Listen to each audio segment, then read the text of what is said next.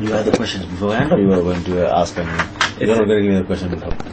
So thank you for agreeing to take part in the study. You know who I am, so I won't go into that. So this evaluation is to explore stakeholders' experiences and identify key lessons to learn from this project. So to begin with, I'm just going to start with some broad questions to understand how different stakeholders view the merger. So what is your understanding of the main reasons for the merger of IR and vascular surgery? So the main reason, I think, in my view, is to have a better outcome for the patients. So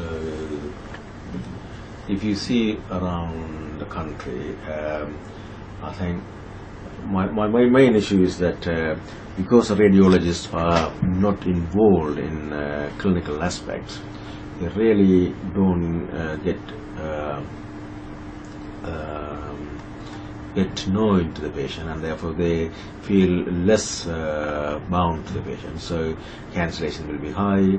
That's what I honestly feel. They don't have the reason to go beyond the expectation or beyond the limit to go help the patient. So if something is not there, I'll cancel. They are not bothered about how long the patient is staying, when the patient come in, and it's a lot of other issues. So I think if we merge and if we bring the IR if we expose the IR into the clinical side, then they will feel some responsibility to improve, take things further to improve the patient's outcome and the experience. Okay. And what is that the main reason for the merger of IR and vascular surgery at Norfolk Park? So the main reason it's merged, I think when Martin came and he merged, but I think in my opinion that would be the main reason. Or it has to be, we need to provide, one patient has been treated with one condition. So having two different specialty treating under two different scheme is really does not provide better outcome. So my understanding is that if you bring them together, so it's one department treating one type of disease. So it's an atherosclerotic disease mainly we are talking about, right? Atherosclerotic disease, and therefore it should be treated by one team.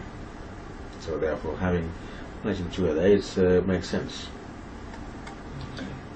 And prior to the merger, what was IR and vascular surgery like? So I probably have got much experience in this hospital because when I joined in 2015, so only 1 year experience. So I definitely know there are a lot of patients waiting for angioplasties, and they get cancelled. They still get cancelled probably sometimes, but they get cancelled, and because the radiologist does not know anything about the workload of the ward, and they don't, not everyone, I mean most of them, majority of them felt that they are isolated, they are like behaving like a technicians, pure technicians rather than the clinicians. So I think before, I'm not sure about the non-interventional, non-vascular side. That probably maybe I can't comment because I have no experience, but definitely for the vascular patients I feel there is some disjointment between the patient, there's less bond between the patient and the IR. Hopefully now I think it's slightly better, definitely better in some with some colleagues, and some colleagues are improving. Okay, and were there any conflicts between IR and vascular surgery before the merger? My understanding was yes, there's always issue like everywhere, anywhere else in the country, because so imagine if you are doing a procedure that can be done by both team, or a procedure that can be done, should be done by a combination of open and endo. Which one to do first? Whether to do endovascular part first or open part first? So and they all have their own views, and I thought there was some tension between IR and vascular, even in our hospital, like like every other hospitals in UK. There were some tensions, yes. And we're only part way through the merger process, but do you feel that the relationship between eye and vascular surgery has improved since the merger process started? I believe there is definitely an improvement, but I also believe that there's still a long way to go. I think the main problem is that we are focusing on merging two departments, the consultants. So they all now have sharing the office, and they are talking in a better terms. They understand each other personality-wise. But what is not happening is that non-consultant level, there is still a gap between the two departments, and the funding is actually still being managed in two different specialties. So that is a challenge to get the one funding to bring both specialty under one budget holder. So what will be the main outcomes from a successful merger at Norfolk Park? So say it again. What will be the main outcomes from a successful merger of vascular surgery and IR? So the main outcome will be, so in my opinion, I want to have my patients treated promptly, effectively, and go home as quick as possible with a short length of stay. So there should be only one goal, so that to improve the patient's satisfaction and outcome and the experience. Of course, there are secondary benefits. If a procedure can be done by one operator rather than two operators, there may be some financial gain. But the main aim is to have a better outcome for the patient.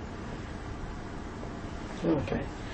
And moving on to kind of your involvement, what is your current role in the organisation and within the West London Vascular Centre? So my current role is our Deputy Clinical Director of Vascular Surgery and Interventional Radiology, and because Martin is away on sabbatical leave, I am actually acting like a Clinical Director for both the merged departments. So trying to keep the two departments in one umbrella with reasonable happiness, and trying to develop new